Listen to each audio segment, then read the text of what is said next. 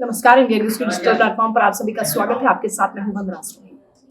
इन दिनों एनसीईआरटी को लेकर बहुत सी चर्चाएं चल रही हैं। एनसीईआरटी ने जो नई तब्दीलियां की हैं, जो रैशनलाइजेशन किया है किताबों में, उसको लेकर सवाल उठ रहे हैं। और ये सवाल क्यों उठ रहे हैं, आखिर असल मुद्दा क्या है? क्योंकि यूपी सरकार को लेकर भी ये कहा जा रहा है कि यूपी सरकार ने मुगलों के चैप्टर्स को हटा दिया है। इससे 200 साल का इतिहास छात्र नहीं जान पाएंगे। तरह तरह के सवाल इस पर उठ रहे हैं। हालांकि कुछ लोग इसका समर्थन भी कर रहे हैं, लेकिन जो पूरा विवाद है हम आपको बता देते हैं।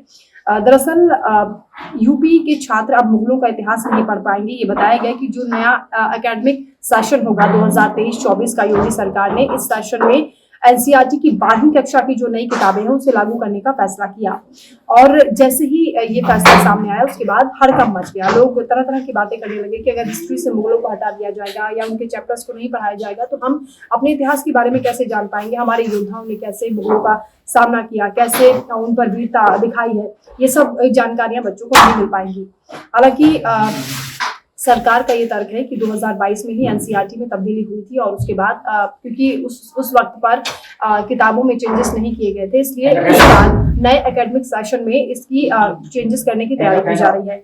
दरअसल एनसीईआरटी जो कि national council for education research and training है, ये ऐसा काउंसिल है जो रिसर्च करता है और उसके बाद समय समय पर जैसा कि वक्त के हिसाब से, समाज के हिसाब से तब्दीलियां होती हैं, वैसे वैसे ये अपडेट करता है सिलेबस को, ताकि छात्रों पर ज्यादा दबाव ना पड़े और छात्र अपने समाज के हिसाब से, उस टाइम पीरियड के हिसाब से जिसमें वो जी रहे हैं उसके अकॉर्डिंग शिक्षा हासिल कर सके। हालांकि ये पहली बार नहीं है कि एनसीईआरटी ने किताबों में कुछ तब्दीली की है। जो तर्क एनसीईआरटी को से दिया जा रहा है वो ये है कि कोरोना काल में भी बच्चों क्योंकि कुछ सिलेबस को कम किया गया था और उस वक्त बहुत ज्यादा प्रेशर बच्चों पर ना आए, तनाव की स्थिति में बच्चे ना पहुंच जाए, इसलिए सिलेबस कम किया गया था। और अभी भी बहुत से ऐसी चेंजेस हैं जो इस बार किए गए हैं, वो भी दबाव को कम करने के लिए किए गए हैं, ताकि बच्चों पर पढ़ाई का बोझ ना पड़े और आसानी से वो जितना सिलेबस पढ़ सकते हैं, जितनी उनकी कैपेसिटी है उस हिसाब से वो पढ़ाई कर सके, ताकि जो रिजल्ट है वो बेहतर हो सके।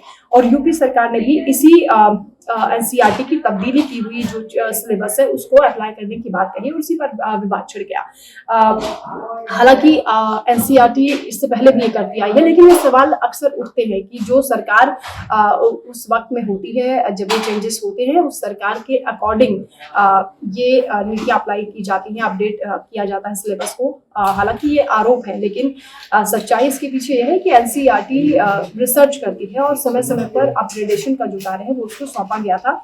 जब इस काउंसिल की स्थापना हुई थी 1961 में केंद्र सरकार ने एनसीईआरटी का गठन किया था। उसके बाद से ही लगातार जो सिलेबस है उस पर एनसीईआरटी की नजर रहती है और इस बार भी उसी हिसाब से इसे अपडेट किया गया है। तो सवाल हालांकि उठते रहेंगे, क्योंकि सिलेबस को कम करना या किन चीजों को, किन चैप्टर्स को हटाना है, ये अपने आप में विवाद का विषय है, क्योंकि पहले से जो पार्ट जोड़े गए हैं उन्हें अचानक से अगर आप हटा देंगे तो सवाल उठने लाजमी है। लेकिन जो तर्क दिया जा रहा है उसे भी समझने की जरूरत है कि बच्चों पर ज्यादा बोझ ना पड़े और बच्चे सही तरीके से अपनी पढ़ाई कर सके, ताकि रिजल्ट बेहतर हो और उनका फ्यूचर अच्छा हो। इस हिसाब से एनसीईआरटी ने ये फैसला किया है।